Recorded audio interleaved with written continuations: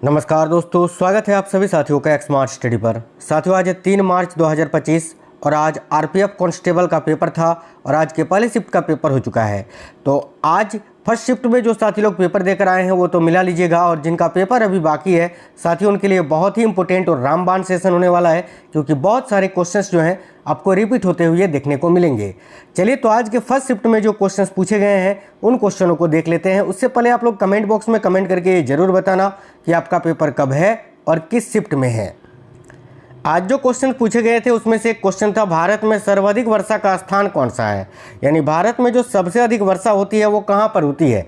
देखिए, भारत में सबसे अधिक वर्षा होती है मेघालय में। मेघालय का जो मासिनराम नामक गांव है यहीं पर सबसे अधिक वर्षा होती है। याद रखिएगा, तो इसका करेक्ट आंसर आपका मासिनराम हो जाता, या फिर अगर राज्य का नाम ऑप्शन में था तो मेघालय करेक्ट होता। आगे क्वेश्चन था जगन्नाथपुरी। देखिए एक सेकंड, जगन्नाथपुरी रथ यात्रा हिंदू कैलेंडर के किस महीने में मनाया जाता है।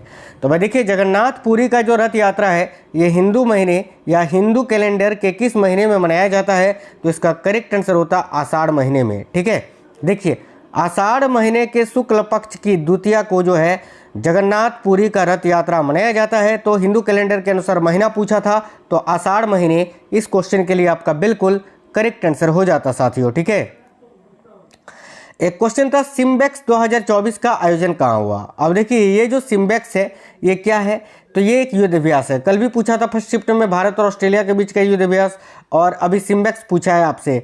तो सिम्बेक्स की बात करें तो सिम्बेक्स 2024 का आयोजन कहाँ पर हुआ था, तो ये विशाखापट्टनम में हुआ था। और ये जो सिम्बेक्स है ये साथियों सिंगापुर और भारत के बीच द्विपक्षीय समुद्री अभ्यास है। याद रखना, सिम्बेक्स इसका 31वां संस्करण अभी 2024 में आयोजित हुआ था। याद रखना है सभी साथियों को, कहाँ पर, तो विशाखापट्टनम में।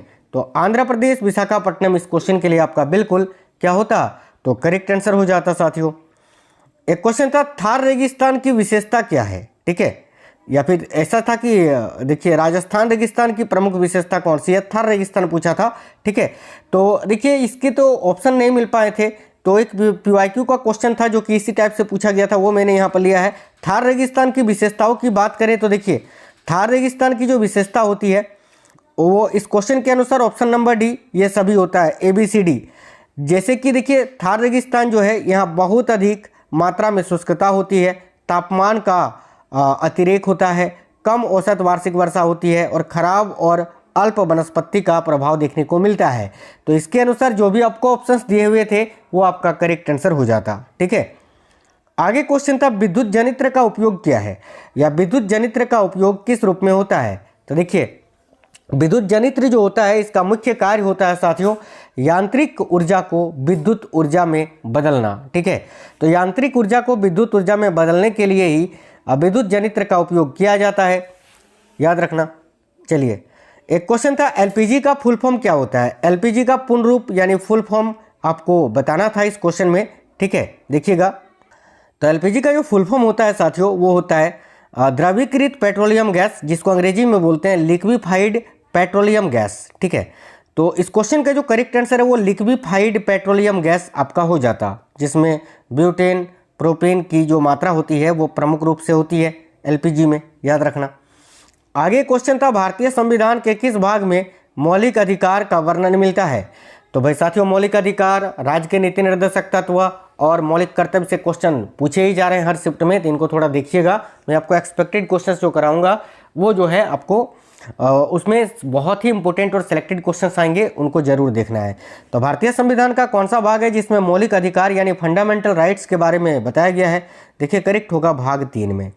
ठीक है, भाग 3 और अनुच्छेद 12 से 35 तक में। कल पूछा था भारतीय संविधान के अनुच्छेद 12 से 35 तक में किसका प्रावधान है, तो याद रखिए मौलिक अधिकार का ही। मौलिक अधिकार की बात करें इसको किस देश के संविधान से लिया गया है, तो यूएसए के संविधान से, यूनाइटेड स्टेट्स ऑफ अमेरिका। ठीक है, मौलिक कर्तव्य भी आपसे पूछा था, मौलिक कर्तव्य को किस देश के संविधान से अपनाया गया है। तो देखिए मौलिक कर्तव्य को साथियों USSR, जिसको अब रूस के नाम से जाना जाता है, तो इसको रूस के संविधान से अपनाया गया है। मौलिक कर्तव्य की बात करें तो इसका उल्लेख संविधान के अनुच्छेद 51 का ए में किया गया है और भाग 4 का ए में इसको जोड़ा गया है। मौलिक कर्तव्य की बात करें ना, तो मौलिक कर्तव्य जो है ये 42वें संविधान संशोधन के तहत जोड़ा गया था और वर्तमान में भारतीय संविधान में मौलिक कर्तव्यों की संख्या कितना है, तो 11 है, ये भी आपको याद रखना है। एक क्वेश्चन था, भारतीय संविधान के किस भाग में समान नागरिक संहिता का उल्लेख किया गया है, तो इसका राइट होता साथियों भाग 4 में। और अगर अनुच्छेद पूछा था कि समान नागरिक संहिता का उल्लेख किस अनुच्छेद में है, तो आर्टिकल 44 में। अनुच्छेद 44 जो है आर्टिकल 44, ये साथियों समान नागरिक संहिता के बारे में बताता है, याद रखना है, जो कि डीपीएसपी के अंतर्गत आता है, राज्य के नीति निर्देशक तत्व के अंतर्गत। और राज्य का जो नीति निर्देशक तत्व है ये संविधान के भाग 4 में उल्लेखित है। अगला क्वेश्चन था, महात्मा गांधी का नेतृत्व, ठीक है, महात्मा गांधी के नेतृत्व में, महात्मा गांधी जी के नेतृत्व में 1920 में कौन सा आंदोलन शुरू किया गया था।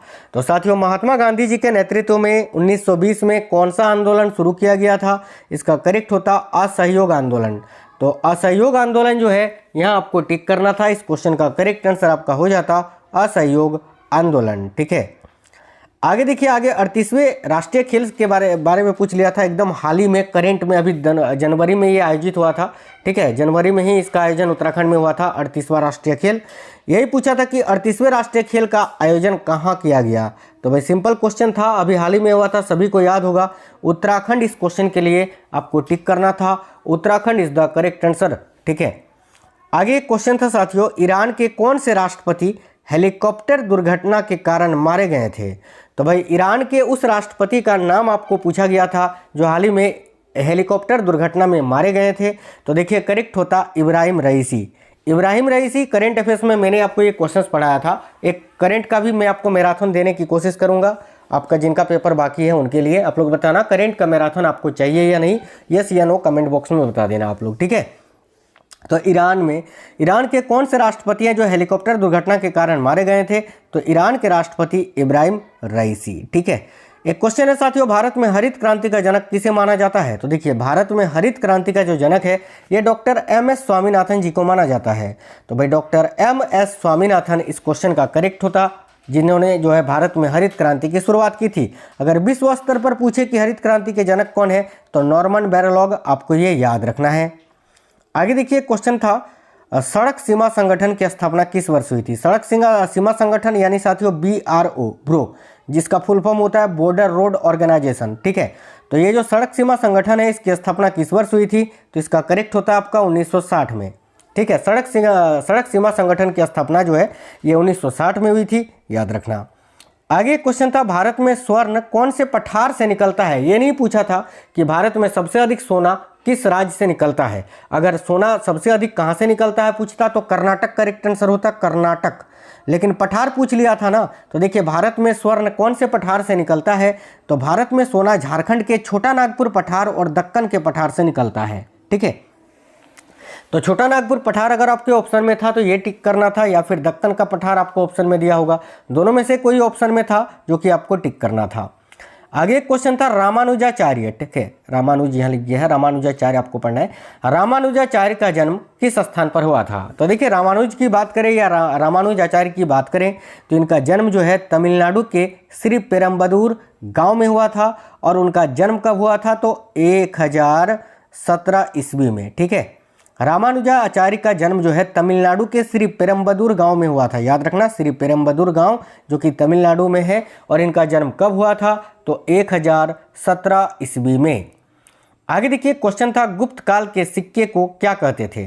तो भाई गुप्त काल के जो सिक्के होते थे, देखिए सोने के जो सिक्के होते थे उनको दिनार कहा जाता था, और जो चांदी के सिक्के होते थे उनको रूपक कहा जाता था। अब ये एग्जैक्ट पता नहीं है कि सोना का पूछा था या फिर आपको जो है चांदी का पूछा था, हालांकि मैंने यहाँ दोनों ही बता दिया है। नेक्स्ट क्वेश्चन था, निम्न में से कौन सा मेला है जो यूनेस्को की अमूर्त विरासत की सूची में शामिल है। ऑप्शन में कुंभ मेला दिया हुआ था, ये आपका करेक्ट आंसर होता। कुंभ मेला की बात करें तो कुंभ मेला को 2017 में यूनेस्को की अमूर्त विरासत की सूची में सूचीबद्ध किया गया है, ये आपको याद रखना है। अभी हाल ही में कुंभ मेला साथियों आयोजित कहाँ हुआ, तो याद रखिए कहाँ पर, तो प्रयागराज उत्तर प्रदेश में। बॉयल का नियम आपसे पूछा था, तो बॉयल का नियम किसे कहते हैं आपको इसके बारे में बता देते हैं। तो बॉयल का नियम जो है, ठीक है, किसी गैस के दाब और आयतन के बीच संबंध को बताता है। इसके अलावा बॉयल का नियम जो है किसी आंतरिक पूर्ण गैस की निश्चित मात्रा के लिए उसका निरपेक्ष दाब, सतत तापमान और उसके आयतन के व्युत्क्रमानुपाती भी होता है, याद रखना, ठीक है। अवगार्डो से भी रिलेटेड क्वेश्चन था, वो भी मैं आपको बताऊंगा आगे। ठीक है। एक क्वेश्चन था कानून के समक्ष समता का अधिकार किस अनुच्छेद में वर्णित है। तो साथियों कानून के समक्ष समता का जो अधिकार है ये अनुच्छेद 14 में वर्णित है, आर्टिकल 14 में, जो कि साथियों मूल अधिकार के अंतर्गत ही आता है, समानता के अधिकार के अंतर्गत। आगे क्वेश्चन था निम्न में से किसे लोकमान्य तिलक के नाम से जाना जाता था। तो भाई लोकमान्य तिलक के नाम से किसे जाना जाता था, बाल गंगाधर तिलक को ही। तो इस क्वेश्चन के लिए जो करेक्ट आंसर है आपका बाल गंगाधर तिलक बिल्कुल करेक्ट आंसर हो जाता। देखिए आगे क्वेश्चन था राज्य प्रशासनिक न्यायाधिकरण के अध्यक्ष की नियुक्ति कौन करता है। काफी बढ़िया क्वेश्चन था ये। तो साथियों राज्य प्रशासनिक न्यायाधिकरण के जो अध्यक्ष होते हैं उनकी नियुक्ति कौन करता है। तो भाई करेक्ट होता भारत के राष्ट्रपति। तो देखिए इस क्वेश्चन का करेक्ट आंसर आपका राष्ट्रपति हो जाता। आगे क्वेश्चन था साल 1956 में कौन सी पंचवर्षीय योजना शुरू हुई थी।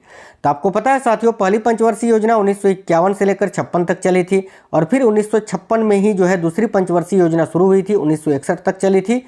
तो इसका करेक्ट होता दूसरी पंचवर्षीय योजना। आपसे आगे पूछा जा सकता है कि दूसरी पंचवर्षीय योजना पर में किस पर विशेष जोर दिया गया था। तो याद रखना उद्योगों के विकास और औद्योगिकीकरण पर। और द्वितीय जो पंचवर्षीय योजना थी ये किस मॉडल पर आधारित थी।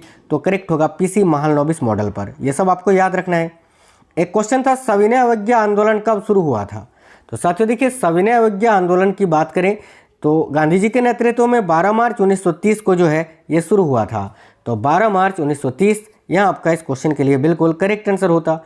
आवोगार्डो नियम क्या कहलाता है, ये क्वेश्चन था एक। तो आवोगार्डो का जो नियम है ये क्या कहता है, देखिए किसी निश्चित तापमान और दबाव पर सभी गैसों के बराबर आयतन में अणुओं की संख्या समान होती है, यही आवोगार्डो नियम का परिभाषा है। अब आपसे आवोगार्डो की संख्या भी पूछ लिया जाता है, किया जाता है, बहुत इंपॉर्टेंट है ये। आवोगार्डो संख्या बहुत ज़्यादा पूछा गया है और अब आगे भी पूछा जाएगा।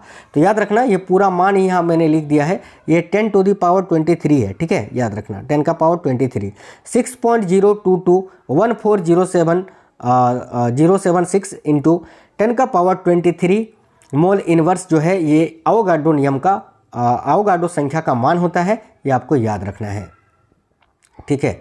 तो साथियों ये आज के फर्स्ट शिफ्ट के क्वेश्चंस थे और जैसे ही सभी शिफ्ट के क्वेश्चन मिलेंगे मैं आपको एक सेपरेट वीडियो बना दूंगा जिसमें सभी शिफ्ट के क्वेश्चन आंसर आपको मिल जाएंगे, ठीक है। अभी आपको क्लास कैसा लगा है, क्वेश्चंस कैसे थे, अगर आपके पेपर थे तो आप बताना कितने क्वेश्चंस करके आए हैं, और जिनका पेपर बाकी है उनके लिए तो बहुत ही इंपॉर्टेंट रामबाण क्लास है साथियों। चलिए फिर मिलते हैं आपसे नेक्स्ट वीडियो में। जय हिंद साथियों, वंदे मातरम।